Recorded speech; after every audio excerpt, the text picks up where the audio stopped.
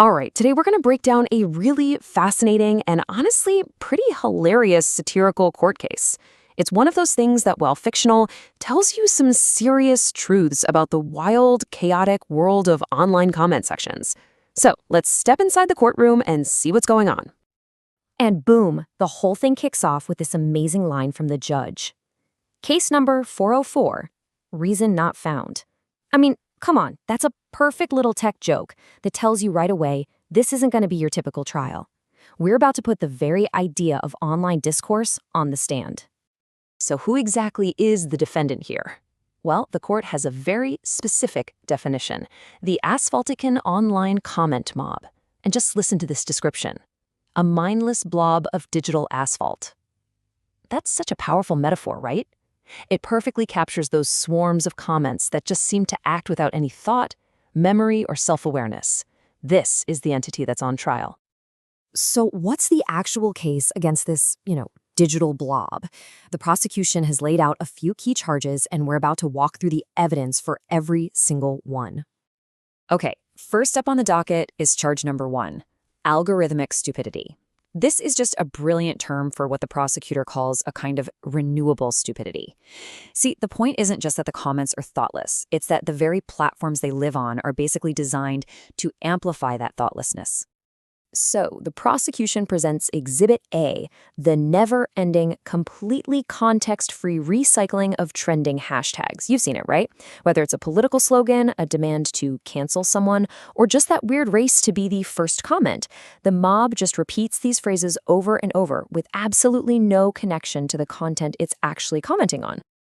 And get this. When they actually call the mob to testify, it just proves the prosecution's point entirely.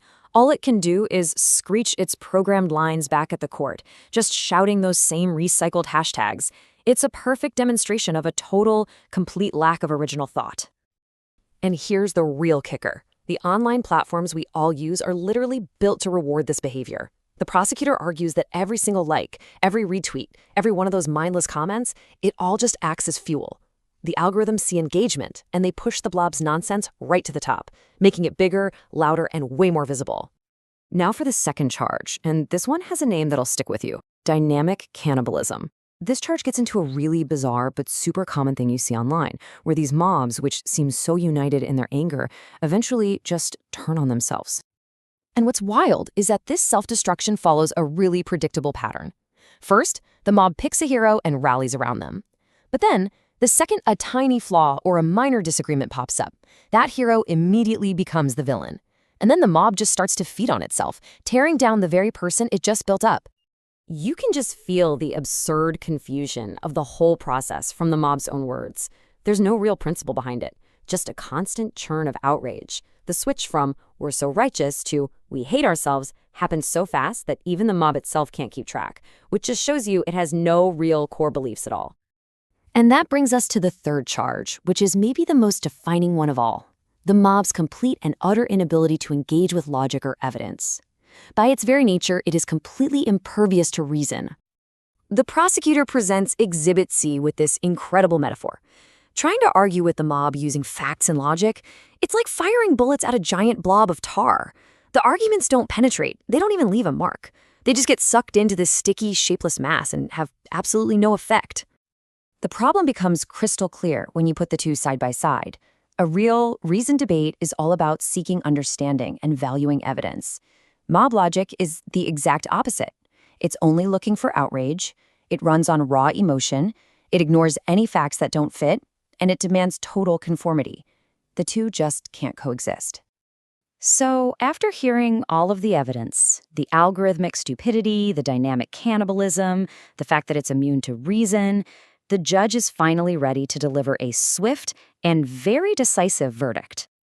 And the verdict is in, and it's a total clean sweep, guilty on all counts. The court makes it official, recognizing the toxic, chaotic, and completely mindless nature of the Asphaltican online comment mob. But the sentence? This is where it gets really interesting. The mob isn't deleted or destroyed. Instead, it is sentenced to eternal irrelevance. It's basically quarantined, walled off from everyone else, and just left to churn around in its own digital slime. powerless, and, most importantly, unimportant. And the judge's final note really brings it all home. This is the big takeaway. The blob, he says, is a permanent part of our digital world. It will always be there. But it will never be wise, it will never actually matter, and it is totally incapable of learning. The only power it ever has is the attention we choose to give it. So all of this leaves us with one last pretty big question, doesn't it? The trial's verdict seems to suggest that the only way to win is to just not play the game. If facts really do bounce off like bullets on tar and engaging with it only gives it more fuel, what is the right thing to do? That's definitely something to think about next time you find yourself scrolling through the comments.